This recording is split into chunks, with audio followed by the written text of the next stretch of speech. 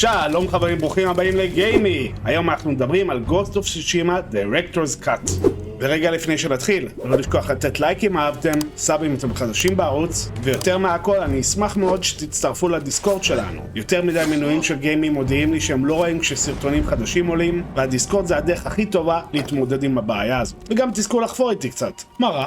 חזרה לענייננו. אהבתם את Ghost of Tsushima המקורי ומתלבטים לגבי ההרחבה? בואו נתחיל.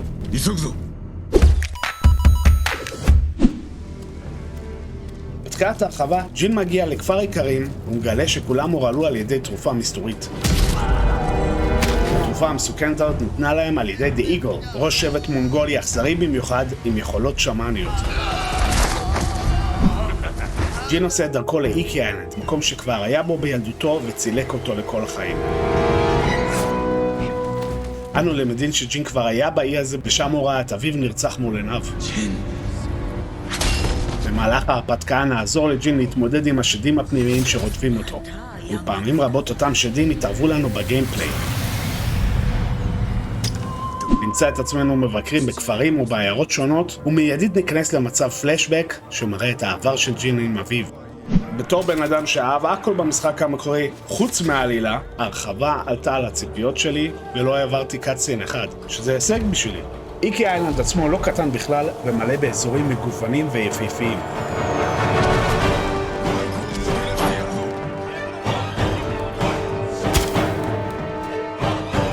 יש 9 משימות ראשיות שלא יקחו לכם יותר מ4 עד 6 שעות לסיים, אבל החוקרים שבינינו יש ים סייד קווסטים שיארכו את זמן המשחק פי 3.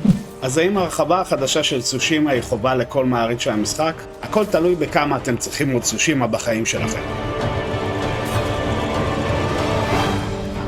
אבל יש כמה דברים ששווה לקחת בחשבון. דבר ראשון, ויש מצב טוב שזה רק אני, עבר כבר יותר משנה מאז שסיימת את המשחק, ורק שעה ומשהו לתוך ההרחבה, שאגב קשה בהפרש מהמשחק המקורי, הזכרתי בחפצים השונים שאפשר להשתמש בהם במהלך הקרבות. אתם לא מבינים כמה פעמים מתי כשקפצתי מצוקים בלי לזכור את הכפתור הנכון להתגלגל. בכנות, היה נחמד עם סאקר פאנץ' שהיו נותנים איזה מיני תזכורת.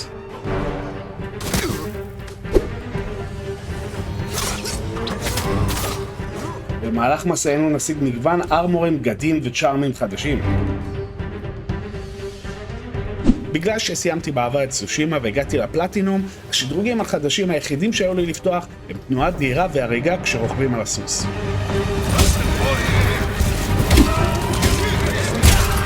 השגתי גם יכולת לתוספת הריגת קונאי ברצף האססיניישן, וגם שדרוג לאינבנטורי בו אוכל לאחסן אקסטרה תחמושת בעוקף של הסוס. אבל בתכלס, היה קצת מבאס לעבור בין המוכרים השונים ולהרגיש שכבר השגתי את כל מה שיש להשיג במשחק. נעשו במשחק גם שיפורים שונים לליפסינק היפני, שהיה בעייתי במשחק קודם, אז למי שזה הפריע לו בפעם שעברה, תוכלו הפעם לשמוע את ג'ין וחברים מדברים יפנית בליפסינק מלא. נייסו! למי שקנה במקור את Ghost of Tsushima, ההרחבה תדרוש מכם להוסיף עוד $20. אם תרצו לשדרג לגרסת ה-PS5, תוסיפו עוד $10. קחו בחשבון שלא ניתן לשדרג לגרסת הפלייסטיישן 5 בלי לקנות את ההרחבה עצמה. האם זה שדרוג חובה? תראו, תמורת התוספת תקבלו גרסת HDR 4K 60 FPS למשחק שהיה נראה כבר סופר מדהים בפלייסטיישן 4. בזמני הטעינה שבקושי היו קיימים שם, עוד יותר לא קיימים פה. בנוסף, כל הפיצ'רים הקלאסיים של הפלייסטיישן 5 כמו Adaptive Triggers כמובן יופיעו גם הם, ואגב, המולטיפלייר מוד שנקרא Legends גם הוא כלול פה. חולים על Ghost of Tsushima ומתים לתוכן חדש? לכו על זה. התוכן החדש לא נופל מהמשחק הראשי ואפילו עולה עליו, אבל למי שסיים את Ghost of Tsushima ומצפה לארסנל חדש של נשקים ויכולות, הוא עלול להתאכזב. ואם מעולם לא שחקתם במשחק המקורי, Ghost of Tsushima הוא משחק חובה ואחד ממשחקי ה-Open World הטובים ביותר. אם אהבתם לא לשכוח לתת לייק, לכתוב בתגובות והצטרפו לדיסקורד שלנו חברים. ועד הפעם הבאה, סיונרה!